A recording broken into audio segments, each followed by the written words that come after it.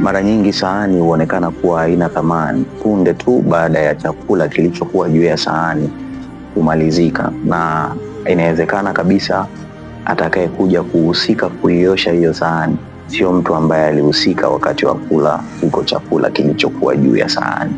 Nini nataka kumaanisha? Unapaswa kuwa makini sana na watu unaowasaidia leo hii, aidha ni kibiashara, kifedha ama kwa namna yoyote ile, na ikupe kujiuliza, je, wanakuthamini wewe ama wanathamini ule msaada unaowapatia?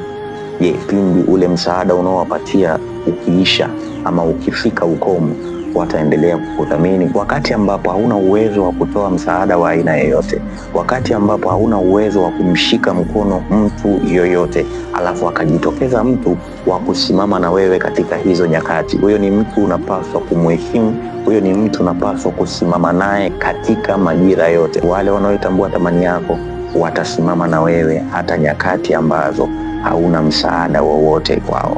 Hawa ni watu ambao unapaswa kuwatambua kwenye maisha yako na kuishi nao kwa hekima kubwa sana, na Mungu akupe hekima ya kulitenda neno lake.